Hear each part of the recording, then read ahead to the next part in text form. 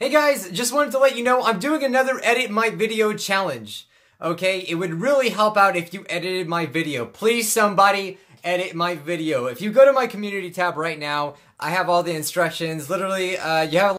Okay, so I posted the link in my community tab. You just gotta go there, send it to me on Twitter, or if you do not have a Twitter, then just upload the video at #BjuEdits, and I will react to them very, very soon. So you could get scrub of the day, I also wanted to say about that as well, don't feel like you have to edit the whole video. Even if it's just 10 seconds of something funny that you found in the video, you don't have to use the whole video. Just a portion of it will work. I'm just letting you know. Guys, this is our first ever YouTube story, and check this out. Epic Games actually gave us a support a creator code. I know loads of you guys have been asking me to get one. I'll follow back as many of you guys as possible on Twitter who send me a photo of using the code in your Fortnite support creative mode.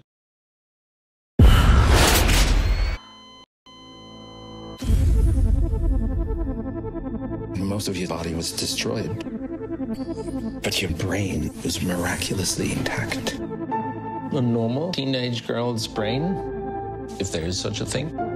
I don't even know my own name. Maybe in time you'll remember.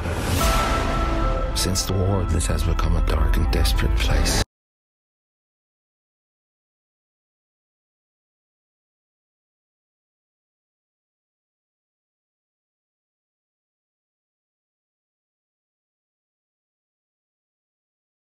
Today's sponsor is by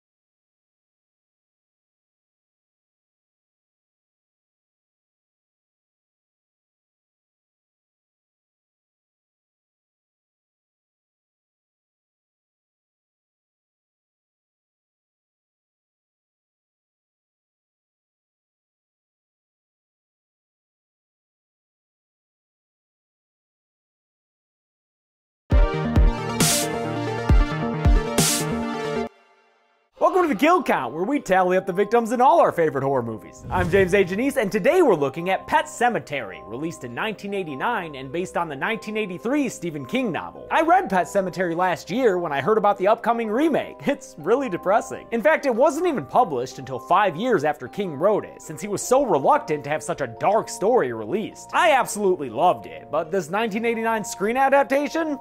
Not so much. You'd think that with the screenplay by Mr. King himself, it'd be just as good as the memorably morose source material. But instead, the movie kinda just lurches around like the undead beings it depicts, staggering from plot point to plot point until we finally get to the admittedly cool final sequence. Pet Sematary is about a doctor named Lewis Creed who's just moved his family to Ludlow, Maine. Their property includes a path to a pet cemetery, where family animals have been buried by generations of grieving children. A dead pet is one of the saddest things I can think of, but as we'll hear many times throughout this movie, sometimes that is better. Oh yeah, he's got a job at the University of Maine. He's played by Dale Midkiff, who kicks off this role with a Bill Lumbergh impersonation. Yeah. His wife Rachel is played by Denise Crosby, you know, from one of those Star Treks. And together, they have a flippy daughter Ellie and an adorable 2-year-old named Gage. Oh, and a cute gray kitty cat named Church. Can you say Church, Gage?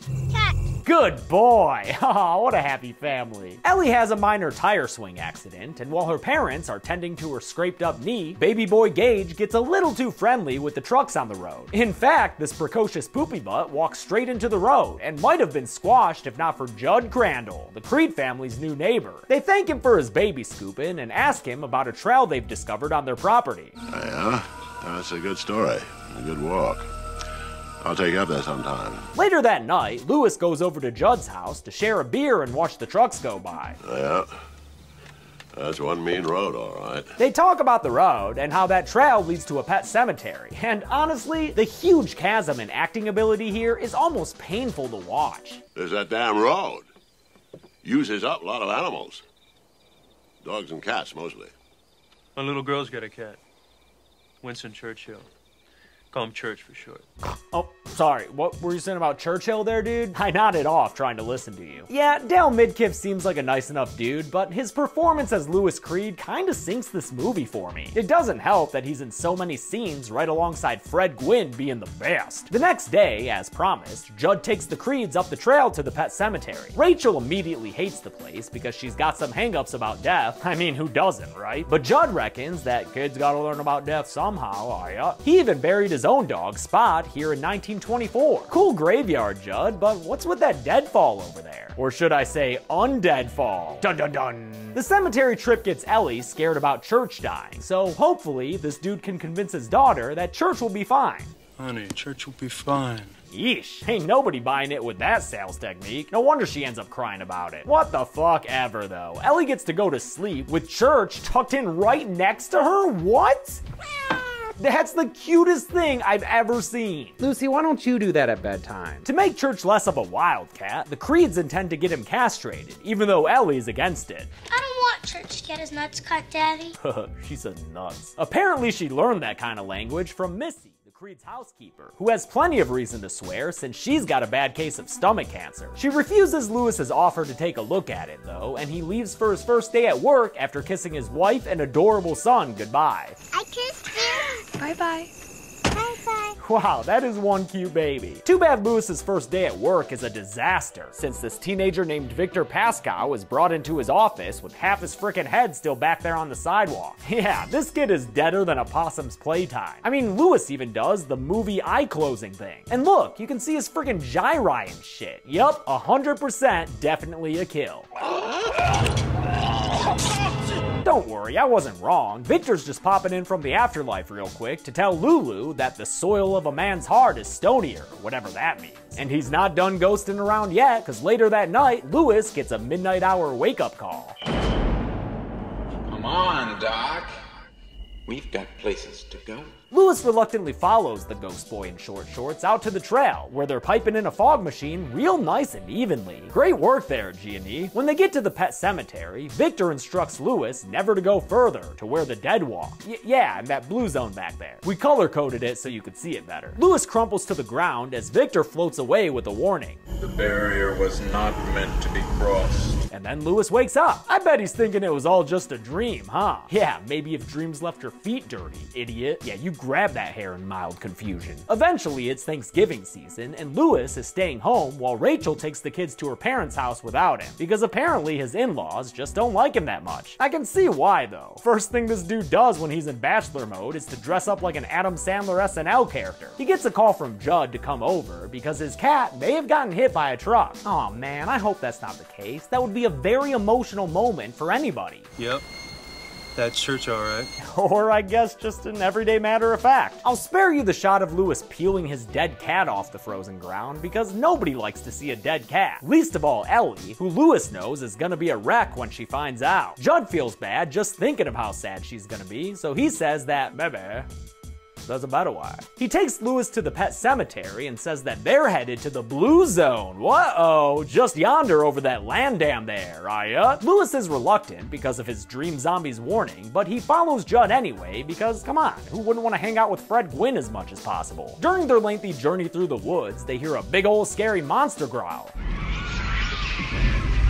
But Judd dismisses it as just a loon, that's all. That growl is probably a nod to the Wendigo, the being that cursed these burial grounds in the book. Hopefully the Wendigo will have a bigger part in the remake coming out. Judd takes Louis to what he says is a Micmac Indian burial ground. And although the whole concept of Indian burial grounds has some issues with it, be sure to check out our podcast on the matter with special guest Joey Clift. At least this place looks cool, I guess. Production had to make it using bulldozers on a mountaintop, so no wonder they invested in these sweet aerial shots. Louis is told that you have to bury your own, so while Judd sits by and smokes a whole pack of cigs, Louis spends all night digging in the stony soil until he can finally plant his bag of cat. Don't forget to water it now. When they're done, Judd tells Louis not to fill in his wife or daughter on what they did that night. They have to keep this a secret, just between the boys and their man hearts. The soil of a man's heart, Louis, is stonier. Whoa, that's what that dead kid said the other day. Is that like a lyric or something? Louis calls his daughter, and Dale Midkiff tries to convince us that he's trying to convince her that everything's okay. And kiss him goodnight for me.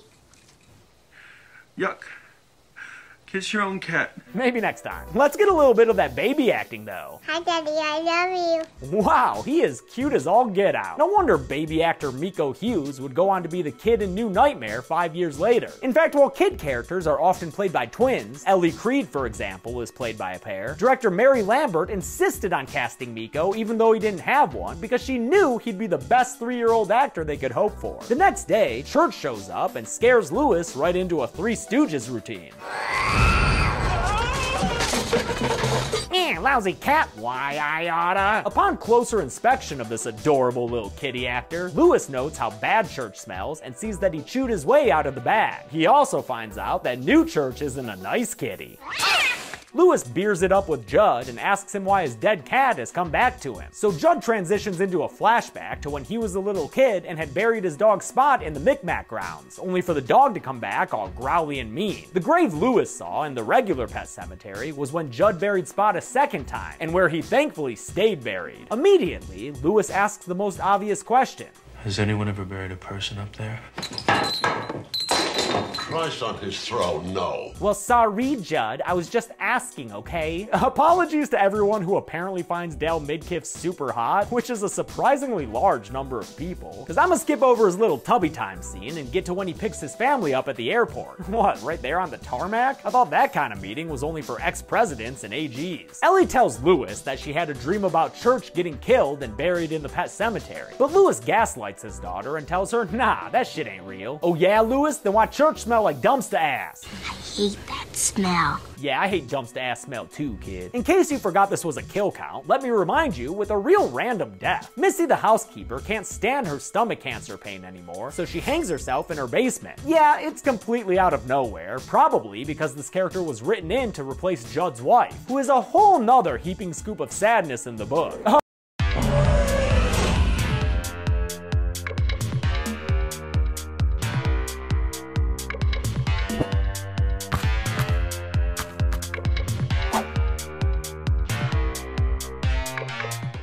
Oh, and speaking of the book, here's the guy that wrote it, Mr. Stephen the King King, who cameos as a minister at Missy's funeral. Let me get an aye for the master. Aye. Missy's death inspires Ellie to ask her dad what he thinks happens after you die. I think we go on.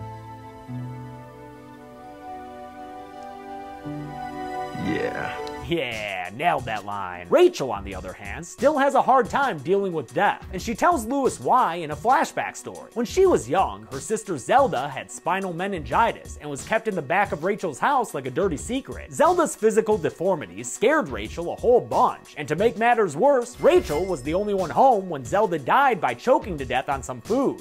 Zelda's dead! Zelda's dead! Zelda's dead! Denise Crosby gives an excellent dramatic voiceover for this scene. In fact, it's the best acting in the movie, done by anyone who's not Fred Gwynne or the baby. They'll say you hated her, Rachel, and that was true. And they'll say you wanted her to be dead, and that was true too. She gets a bit hysterical after reliving that trauma, but Lewis knows it's nothing that can't be fixed with a little Valium and a force push. Sometime later, the Creeds and Judd are enjoying a nice afternoon flying a kite up to the highest heights. I love the expansive nature you see in this movie. In fact, unlike other Stephen King adaptations up to this point, Pet Sematary was actually filmed in Maine upon King's insistence, in the tiny town of Ellsworth, about half an hour away from Bangor, where King lives. Unfortunately for the Creeds, this idyllic Maine existence is about to be invaded by a semi-truck, which is headed towards their home, being driven by a dude who's way too busy rocking to the Ramones to pay any much attention to the road. So it'd be great if the Creeds could keep an eye on their youngest instead of getting distracted by Ellie and her sailor mouth. Got away from him, that numb shit! Alas, few things are more entertaining than a little kid swearing, so the parents aren't watching as Gage chases the kite string closer and closer to the road. Judd finally realizes what's happening, and what follows is legit one of the most tense and difficult to watch scenes ever. Especially after Lewis trips and you know he ain't gonna make it, cause he doesn't. And Gage Creed, the only kid to ever rival Andy Barclay in cuteness, gets run down by a big rig. Holy shit, that is intense, and it garners the most impressive performance out of Dale Midkiff when he screams no in anguish. This movie's got plenty that doesn't impress me, but damn, that moment is powerful. The funeral is pretty painful to watch too, since Lewis's father-in-law punches him in the face and their fight causes the casket to fall and expose a bit of dead baby arm there. It's your son's funeral. Get a hold of yourself, please. Dude, I am a hold of myself. That dick just punched me. At home, Ellie complains that God should make Gage come back. Judd tells her it doesn't work that way, but he already knows what Lewis must be thinking. You know, just by logicking it out. It's not like he could read anything in Lewis's blank face there. Are we sure he's not the one who died and came back? Yeah, Lewis is already considering another visit to the Micmac burial ground, even though the last time he did, it didn't turn out that great. That cat ain't right. Judd wags his finger at Lewis for even entertaining the idea, and admits that he lied when he said no one had ever buried a person up there before. Cue another flashback, this time telling the tale of Timmy Baderman, who was killed on his way home from WWDOS. Timmy's dad, Bill Baderman, buried his purple hard-earning son in the Micmac grounds, and before you know it, Timmy was up and about, eating legs and pulling a real Romero on all the ladies in town. They're coming to get you, main girl. Because Timmy was a face-flesh-tearing abomination, Judd and his buds wound up going to the Baderman house to be a real bunch of alpha men. They burned the building down in an attempt to kill the zombie, but since Timmy wasn't done hugging his dad quite yet, Bill ended up dying in the house fire as well. I'm counting Bill, but not Timmy, since we never knew human Timmy before he died off screen, so his kill didn't really happen in this movie, did it? And as far as undead Timmy goes, well, I'm not gonna count zombies at all, because that is one dangerous precedent. In any case, looks like a whole lot of problems were caused by bringing back the dead. Sometimes dead is better. Yeah, you could say that again, Judd.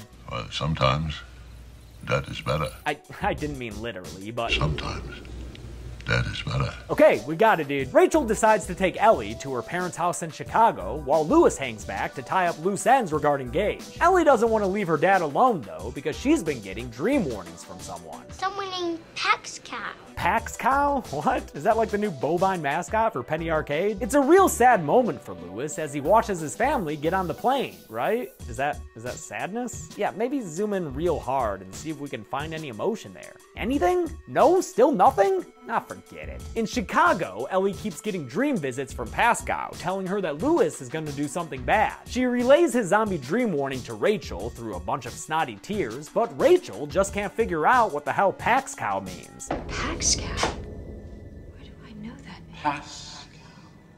Pascal?